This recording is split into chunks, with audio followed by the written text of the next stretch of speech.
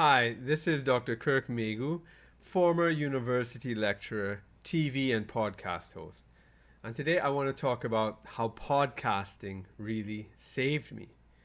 I was a lecturer at the University of the West Indies. I did my PhD in the UK, also in Toronto, but I studied development studies and Caribbean development and in the third world, politics, economics, sociology, this integrated kind of studies. And my heroes were people like George Orwell or CLR James or even like Stuart Hall or Camille Paglia, but thinkers who really tried to change the way the world, other people thought about the world around them and wanted to change it for the better.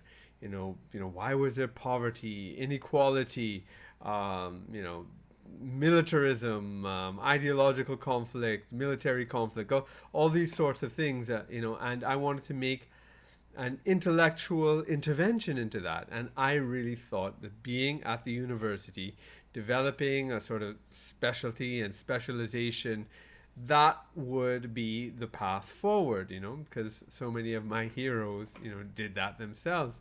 Now, I was there for 10 years and I wasn't really having the kind of impact I wanted. Yes, I did get in, to the media. I got columns. I was seen as an expert and so forth. But at the university itself, there were so many issues, and like for instance, people who were hired at the same time as me. I would see that okay, the university was going through a kind of restructuring, budgets being cut, hold questions being asked about what's the purpose of the university, and departments being merged. And within all this change, of course, different heads of department are competing with each other for budgets, who would lead the new department, who would be closer to the vice chancellor, and various people. And I would see my colleagues, my young colleagues that came in, sort of kissing butts for the particular person they were supporting, because they were making careerist calculations. So while all this is going on at the university, the quality of the intellectual output was terrible. They weren't publishing anything of importance. Whatever they did was uh, up, quite apparently substandard. Um, Intellectual life at the university was totally dead. It was just an anti-intellectual environment, and not one conducive for asking the questions and making the changes that I wanted. Right. So now in comes a complete stranger to me. I never heard of him before. I never knew of him, but he liked what I was saying, the stuff that I did. He showed me all his political experience before and said, "Listen, let's shake things up. Let's really make a change."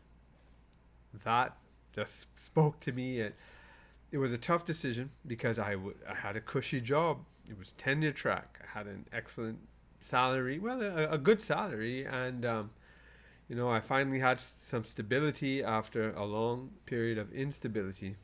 But I gave it up to follow this passion of mine.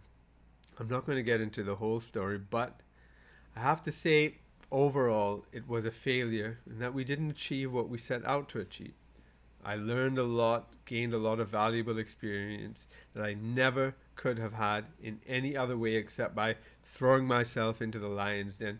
I worked with some amazing people and also some of the most important people in the country, and so I had all that, but I also alienated a lot of my friends and colleagues, right? People who I, thought I was very close to. Because the kind of politics we were involved in was very radical, criticizing corruption everywhere throughout the society, and maybe people felt I was targeting them. Uh, I don't know, maybe people were scared to be associated with me because I was treading dangerous ground. For whatever reason, I was, losing a lot of people by taking this kind of hardcore stance moving forward.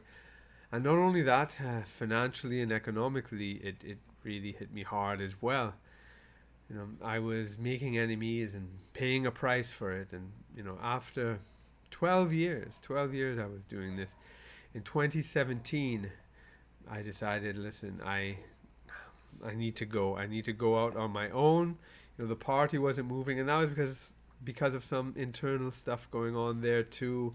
They always wanted everything perfect before they launched, and it was just really, I couldn't take it anymore, and I had to go in order to survive, right?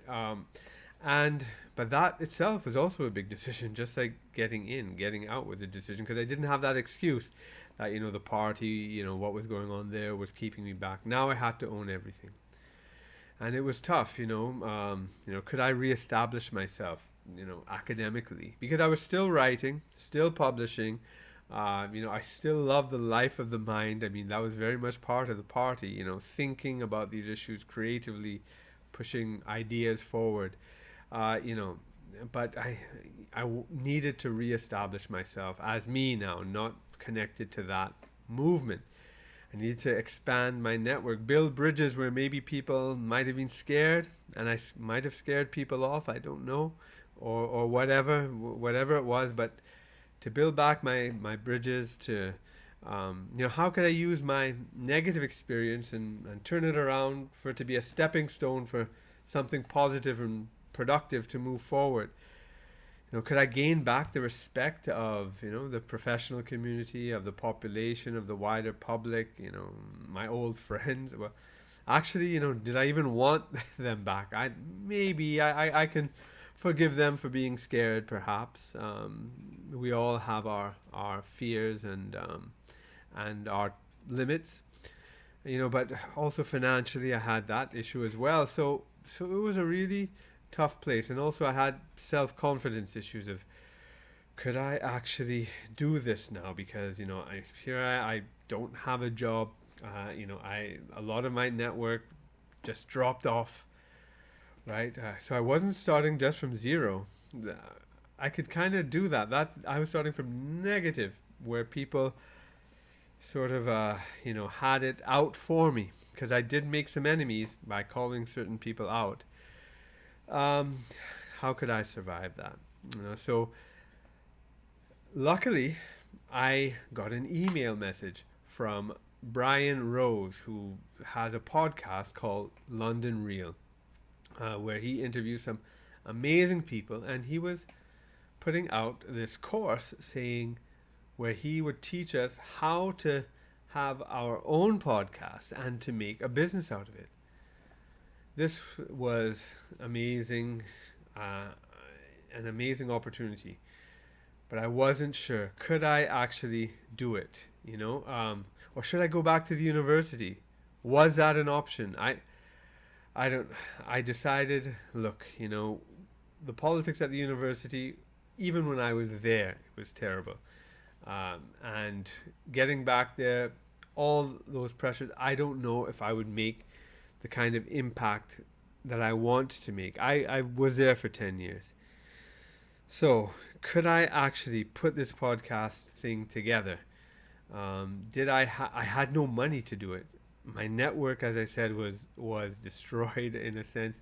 Um, and, people were attacking me. Could I do this? Would this work out? So, my time is running out for today. It's been kind of long, but that's where I was. And podcasting really was a lifeline thrown out to me. This course showing me what to do, what steps I could take. So I want to go over that with you in the next story on how I pulled myself out. It was tough, but it was a great story. Okay, I'll see you tomorrow, and take care. Bye.